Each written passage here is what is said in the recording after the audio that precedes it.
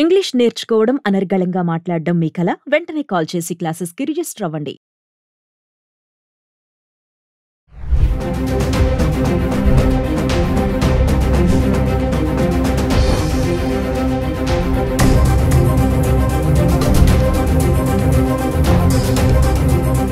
ఈ రోజు నా పరిస్థితి ఎట్లా ఉంది వివరించమన్నారు కదా. మీకు మీ ప్రేక్షకులకి మొదట నా నమస్కారం. అలానే thanks for this opportunity. It's good to connect with you over this weekend. క్విక్గా నేను చెప్తాను విశేషాలు ఎలా ఉన్నాయి ఏంటిది. దాన్ని మనము చాలామంది చాలా భయపెట్టేస్తున్నారు ఆన్లైన్లో వీడియోలు పెట్టేసి భారతీయుల్ని, ఇండియన్స్ని, తెలుగు వాళ్ళని ఇండియాకి పంపించేస్తున్నారు. గ్రీన్ కార్డులు అయిపోతాయి, H1Bలు క్యాన్సిల్ అయిపోతాయి, ఇవేవేవో పెడుతున్నారు. ఇవన్నీ కూడా ఒక ఎగ్జిక్యూటివ్ ఆర్డర్తో మార్చేసేవి కాదు. This are all Congress passed laws ఇవి. సో రాత్రికి రాత్రి ఓవర్ నైట్ ఏది మారదు, అన్నీ యథావిధిగానే ఉంటాయి. కానీ ఇంతకుముందు నేను కొన్ని వీడియోస్లో మీకు చెప్పాను ఏంటంటే, ఈ కొత్త ప్రెసిడెంట్, కొత్త క్యాంపెయిన్ అయిన తర్వాత వాళ్ళకి ఒక టార్గెట్ ఉంది. ఏంటి అంటే, ఈ ప్రైవేట్ జైళ్ళు ఉన్నాయి, వాటికి కాంట్రాక్ట్స్ ఇచ్చారు, వాటిని నింపాలి, జనాలను అందులో పెట్టాలి. సో ఈ రోజున డిటైన్ చేసిన వాళ్ళని కూడా మీరు చూసినట్లయితే ఓన్లీ 10% డిటైనీస్ మాత్రమే వాళ్ళ రెస్పెక్టివ్ కంట్రీస్కి కానీ వేరే కంట్రీస్కి కానీ డిపోర్ట్ చేయడం జరిగింది. 90% పీపుల్ ఈ జైళ్ళలో ఉంటున్నారు. అలాంటివి కొత్త జైలు కూడా కడుతున్నారు ఇంకా. సో వాటిని నింపడం కోసం ప్రస్తుతం వాళ్ళది ఫస్ట్ టార్గెట్. దాంట్లో ముందు హడావిడిగా కొన్ని రైట్స్ వేసేసి ఏవేవైతే స్టేట్స్ ఇక్కడ యుఎస్లో ఇల్లీగల్ ఇమ్మిగ్రెంట్స్ని బాగా ఎంప్లాయ్ చేస్తారో, ఫర్ ఎగ్జాంపుల్ ఫ్లారిడా, అక్కడ అందరూ ఎవరినైతే పట్టుకోగలిగారో పట్టేసుకున్నారు, వాళ్ళని లోపల వేసేసారు. నెక్స్ట్ మాకు హెవీగా ఈ ఇల్లీగల్ ఇమ్మిగ్రెంట్స్ మీద డిపెండ్ అయ్యే ఇండస్ట్రీస్ ఏమున్నాయో అవి ఏంటంటే, ఇటు నెవాడా కానీ, అంటే లాస్ వేగస్ ఎక్కడైతే ఉందో ఆ స్టేట్, దాని పక్కన Nebraska is the biggest meet producer for this country. అందులో 96% ఆర్ మేబీ 98% పీపుల్ ఇల్లీగల్ ఇమిగ్రెంట్సే ఉంటారు అక్కడ.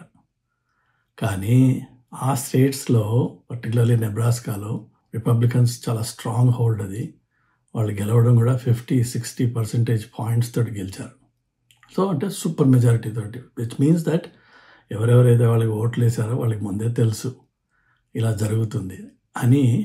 కానీ ఎవరికి వాళ్ళు ఏమనుకుంటారంటే, మాకేం కాదులే, మా ఇంటి వరకు రాడేవాడు, ఆ దొంగడు పక్కింట్లో లూటీ చేసుకుని పోయాడు, కానీ మా ఇల్లు సేఫ్, మమ్మల్ని ఏం చేయడంట. కానీ దొంగవాడు దొంగతనాలు మొదలుపెట్టాక ఈ ఇల్లు ఆ ఇల్లు తేడా ఉండదు వాడికి.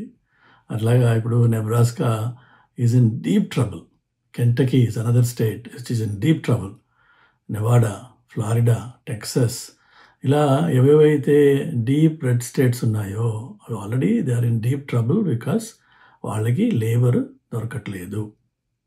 సో వాళ్ళని ఆల్రెడీ లోపల వేసేసారు, జైలు నింపేశారు. వాళ్ళ టార్గెట్స్ వాళ్ళు ఒక జైలుకి కంప్లీట్ చేసుకున్నారు. అట్లా కొత్త జైల్స్ కడుతున్నారు, వాటికి కూడా జనాలు కావాలి.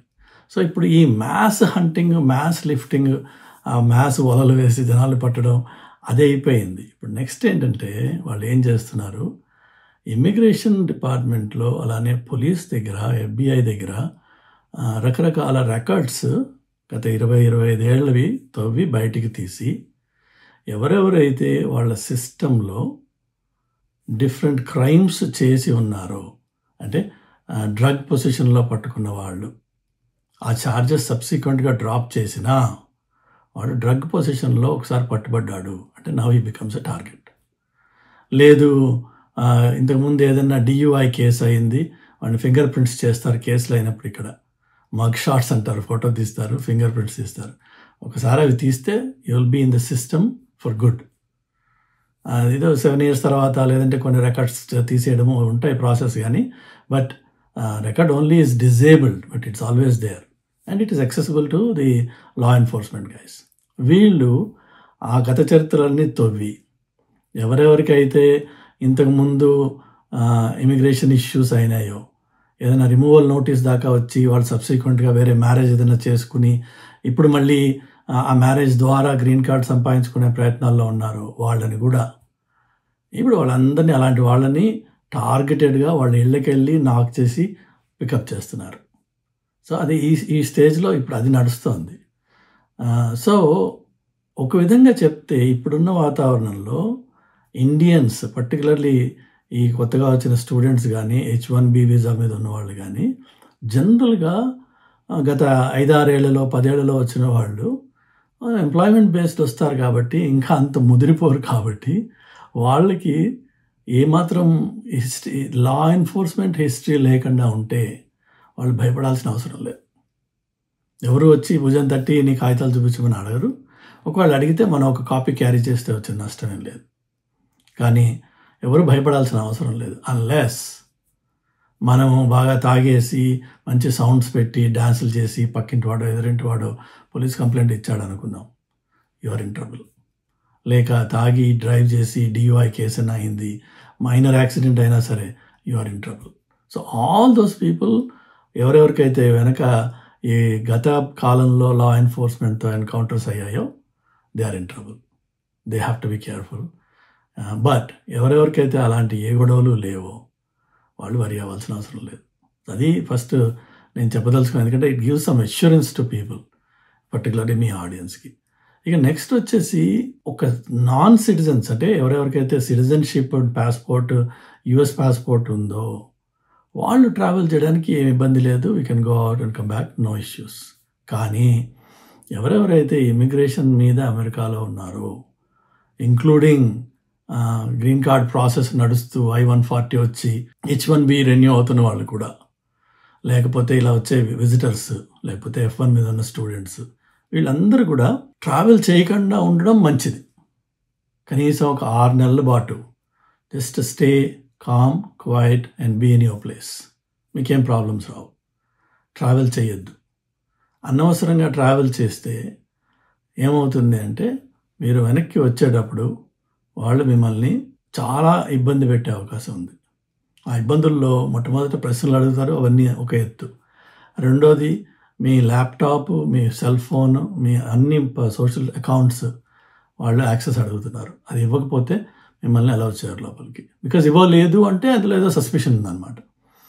ఇస్తే ఆ ఇచ్చిన దాంట్లోనే ఎక్కడైనా కమెంట్స్లో మీరు ఏదైనా anti government comments, anti government sentiments or anti government agents or influencers or పొలిటీషియన్స్ని మీరు ఫాలో చేస్తూ ఉంటే, like Facebook or Twitter or other places, అవన్నీ they can lead to some serious trouble with the port of entry.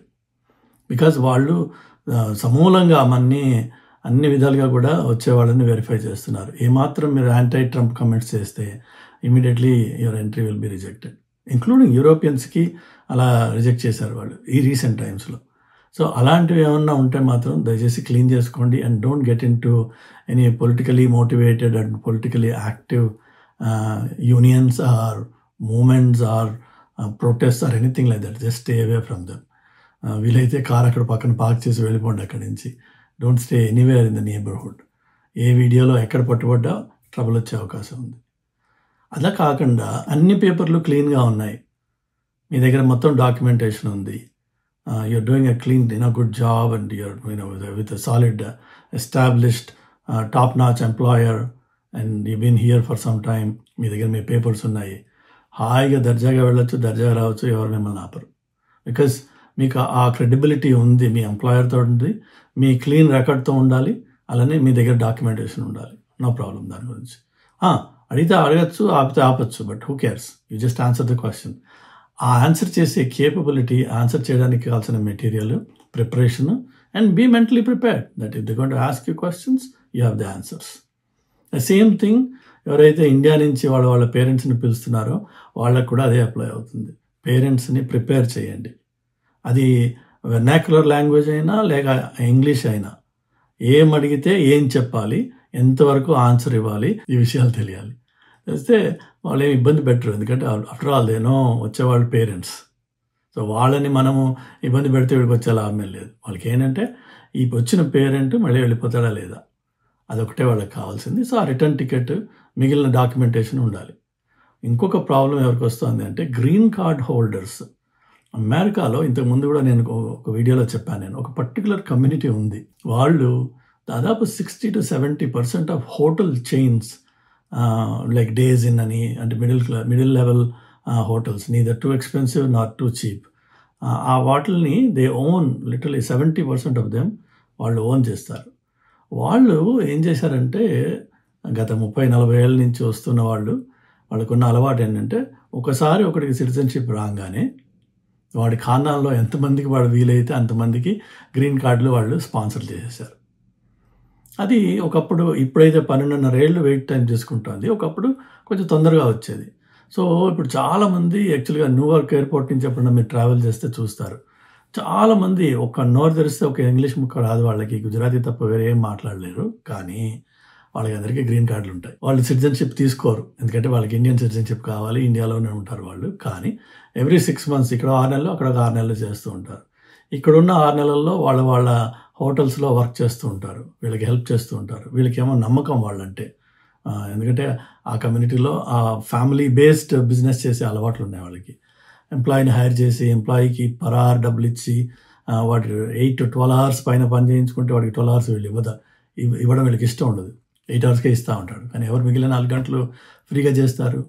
So చుట్టం అయితే వాడు fixed rate చేసేస్తారు వాళ్ళు. సో అలాగా వాళ్ళు కొంతమందిని తెచ్చుకుంటూ ఉంటారు. అది వేలల్లో, ప్రాబబ్లీ లక్షల్లో ఉండొచ్చు ఆ సంఖ్య.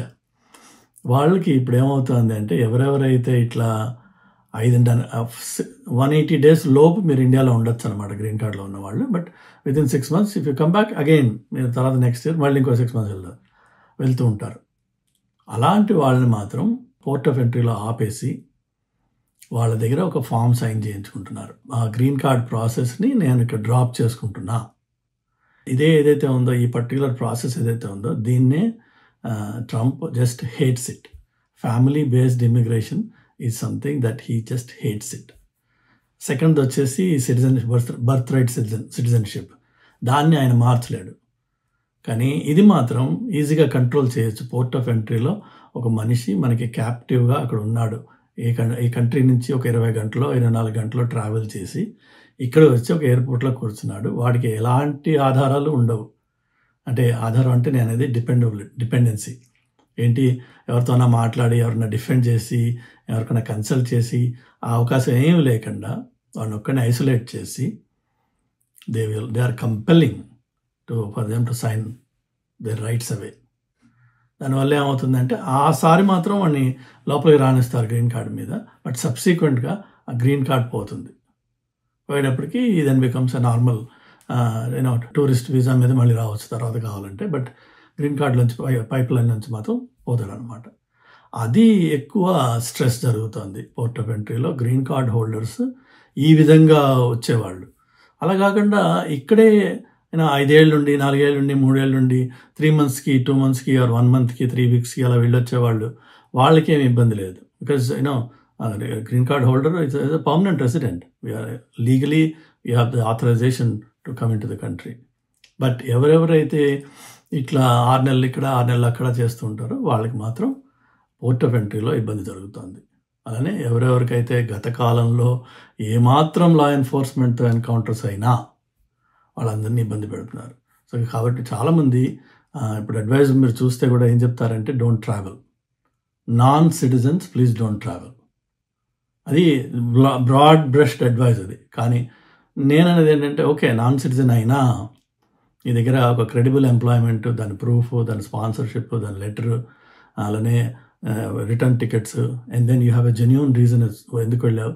ఫైనలీ అడిగినప్పుడు ప్రశ్న ధాటిగా, కాన్ఫిడెంట్గా, క్లియర్గా చెప్పే కమ్యూనికేషన్ స్కిల్ ఉన్నట్టయితే హాయిగా వెళ్ళి రావచ్చు.